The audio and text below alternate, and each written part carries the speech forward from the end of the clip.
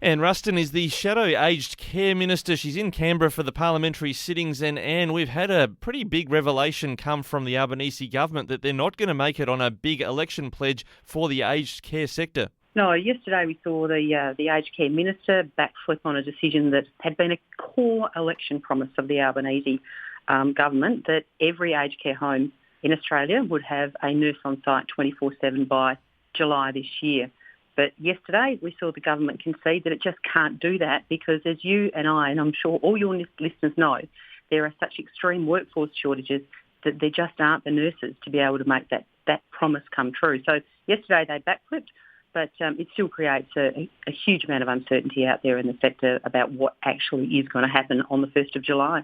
And I think former Prime Minister Scott Morrison, as soon as this announcement was made, did flag he didn't think this was achievable within the 12 months Labor said it would happen. I think he's been proven right, hasn't he? I mean, we knew the COVID-related workforce shortages were well and truly in full swing during the election campaign. Look, absolutely. And it hasn't just been me and Scott Morrison and the opposition that have been saying this is a completely and utterly undeliverable promise. It's been industry experts and sector experts who've been, screaming out for help right from the minute that they forced this piece of legislation through the Parliament, saying that it was completely unachievable. So basically what the government has done is legislated something that they knowingly knew was impossible to deliver, and then created great uncertainty and distress to the sector and the older Australians that rely on it, because they just did not know and still don't really know what is expected of them in terms of the delivery of these mandated requirements. Well, I also thought that the pledge was that there would be registered nurses on site from 1 July this year. That's what I'm looking back at my archives at what the minister was pledging even since they got elected. But it's not even registered nurses they're saying will be on site by then. Well, that's exactly what they backflipped on yesterday. They said that the commitment that is actually in legislation, this is a commitment they legislated, that as of the 1st of July this year, a registered nurse needed to be on site for 24 hours a day, 7 days a week. In addition to that, there is a requirement from the 1st of October this year for every resident to receive the equivalent of 200 minutes of care, of which 40 of those have to be of a registered nurse. And we know from the assessments and from the department and others that will require an extra 20,000 nurses.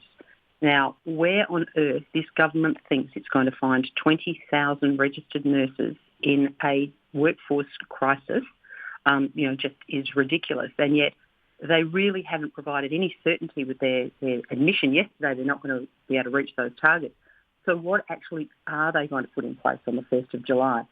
There is still great uncertainty. It really is quite horrific that this government would create such distress and uncertainty in a really, really important sector that cares for older Australians, with no regard whatsoever for the distress that they're causing those older Australians. Well, we spoke with your Shadow Assistant Minister for Regional Health, Anne Webster, yesterday. She's been raising concern. Indeed, Dan Tehan also said yesterday he thought some aged care centres in regional areas would close. A number of those in the area you visited, I think, recently with Anne Webster are offloading their aged care to others, they're hoping. I mean, are we going to see this pinch on staffing, particularly most keenly felt in regional areas?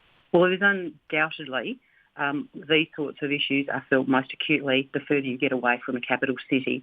And I've been travelling around the country and visiting aged care facilities, some of them in quite remote areas, and they are already closing down. We have already seen nursing homes close down as a result of the uncertainty caused by this action by this government. So it's not a matter of they will close down, they have, and there is no certainty at all from the Minister about what new measures or changes that she's going to make to try and assist our nursing homes, particularly those in rural and regional Australia, to stay open. So, yesterday, I suppose it was a small victory in terms of the concession by the government that they actually had made a mistake. But now what we must see is what is the action that they're going to take to remedy the admission of yesterday that they had made a mistake, because it will be what they do as the remedy that will actually have a real impact on the nursing homes. And is there something you're going to do in the Senate in relation to this? I know you'll probably raise it in question time, or might have done already, because I know with the regional bank closures, the risk of those, they were halted for the short term by an inquiry being launched. Is there some further scrutiny that can be applied there? Well, absolutely. So we will be seeking to get a further explanation from the Minister and the government today about what their announcement yesterday really means, because we need to get to the bottom of this, and we need to get to the bottom of it really, really quickly, because we're sitting here in the middle of March and the implications of their legislation come into effect on the 1st of July. So we have no time to waste, and the government needs to come clean and be transparent with Australians about what its intentions are here, because, as I said, we've already seen nursing homes close. We certainly don't want to see any more closed, but we want to provide certainty for the aged care sector, but most particularly the older Australians who rely on it. Absolutely. Speaking of no time to waste, Anne Ruston, the Shadow Health and Aged Care Minister, I'll let you get back to things in Canberra. Thanks so much for calling in today. My pleasure. Thanks, Ricky.